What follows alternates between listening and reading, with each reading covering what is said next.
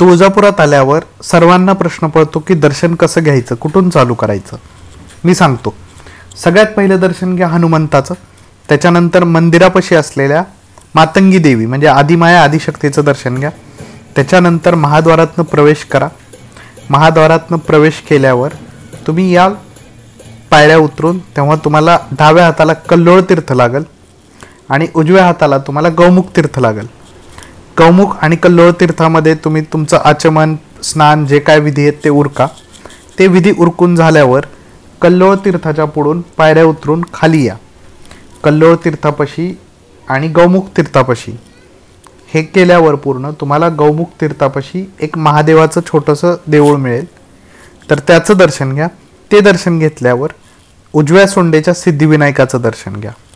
उजव्या सोंडेच्या सिद्धिविनायकाचं दर्शन घेतल्यानंतर होमाखालील रक्तभैरवाचं दर्शन घ्या.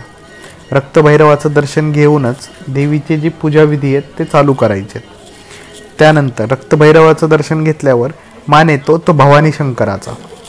अनेक जणाला भवानी शंकरापर्यंत जायला मिळतं, अनेक जणाला जायला मिळत नाही.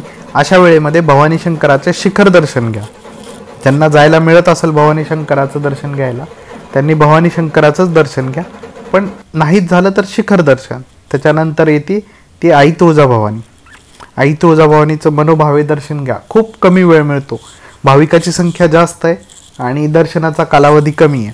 त्यामुळे तुम्हाला जे काय 2 ते 3 सेकंद मिळतात त्याच्यामध्ये देवीचं मुख बघायचा प्रयत्न करा. ते मुख बघून झाल्यावर तुम्ही या छत्रपती शिवाजी महाद्वारामध्ये जे मागच्या बाजूला आहे तिथं तुम्हाला ही सहाण पाहायला मिळेल ज्याच्यामध्ये देवीचा मळवट तयार केला जातो. रोज याच्यावर चंदन घासून देवीचा मळवट भरला जातो. तो मळवट याच्यावर तयार केला जातो. ही सहाण बघा.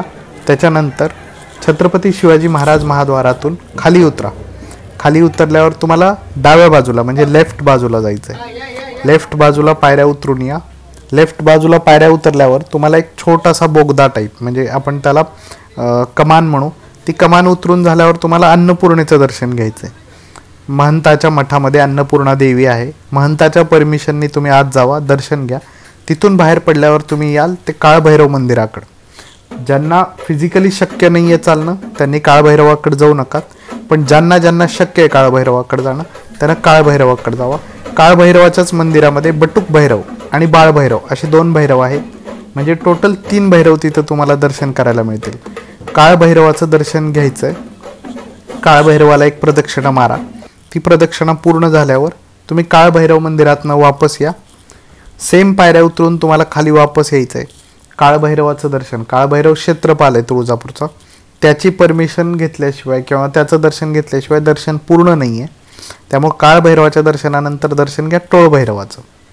टोळभैरवाचं मंदिर हे देवीच्या आग्नेय दिशेला म्हणजे मुख्य देवीच्या आग्नेय दिशेला आहे आणि तिथं टोळभैरवाचं सुंदरसं छोटंसं मंदिर आहे. ते दर्शन घेऊन तुम्ही मंदिरातली फक्त पर्टिक्युलर तुळजाभवानी मंदिरातली एक यात्रा पूर्ण करता. यामध्ये मंदिरामध्ये उपदेवाचे अनेक मंदिर आहेत. तुम्ही ते पण बघा आणि तिथून बाहेर या. जय जगदंब.